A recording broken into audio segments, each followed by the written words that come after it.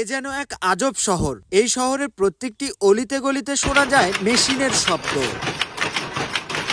যেখানে কিনা সুতা বুনে তৈরি হয় হাজারো মানুষের জীবিকা। হ্যাঁ, আমরা বলছি এরকমই একটি শহরের কথা, যেখানে কিনা সুতা বুনে ও বিভিন্ন ধরনের শীতবস্ত্র তৈরি করেই চলে তাদের জীবন জীবিকা। চলুন জেনে আসা যাক সেই আজব শহরটি সম্পর্কে। সালটা ছিল 1947। তখন থেকেই এই শহরের চিত্র আস্তে আস্তে পরিবর্তন হতে থাকে। তখন থেকেই এই পল্লীতে আস্তে আস্তে গড়ে ওঠে শীতবস্ত্র তৈরির কারখানা। এই কারখানাগুলোতে ছোট বড় প্রায় 50টি গ্রামের হাজারো শ্রমিক কাজ করে তাদের জীবিকা নির্বাহ করছে।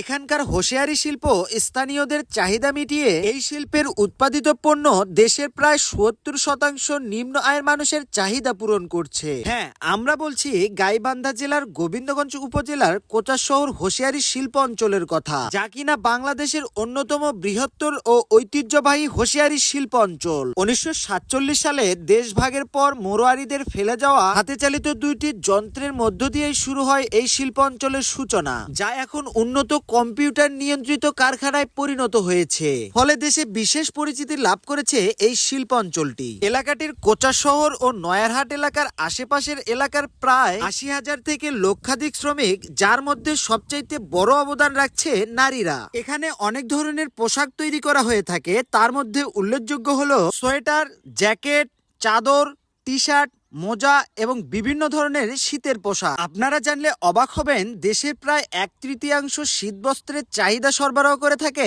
এখানকার হোশিয়ারি শিল্প। তবে কাঁচামালের দাম বৃদ্ধি এবং মাঝে মধ্যে প্রাকৃতিক ও রাজনৈতিক অস্থিরতার কারণে এই শিল্প মাঝে মাঝে ঝুঁকির সম্মুখীন হয়। জেনে রাখা ভালো, এখানকার হোশিয়ারি শিল্পের প্রধান কেন্দ্রগুলো হলো গোবিন্দগঞ্জের কোচার শহর, বনগ্রাম, পেপুলিয়া, মুকুটপুর, ধারাইকান্দি, রতনপুর, ছয়ঘরিয়া, জগদীশপুর, শক্তিপুর ও নয়ারহাট উল্লেখযোগ্য। এখানকার পণ্যের কোয়ালিটি ও গুণগত মান অনেক ভালো হওয়ায় দেশে এখানকার পণ্যের অনেক সুনাম রয়েছে।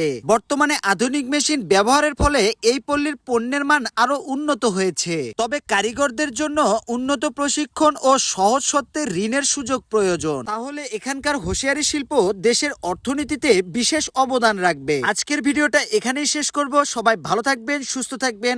আসসালামু আলাইকুম।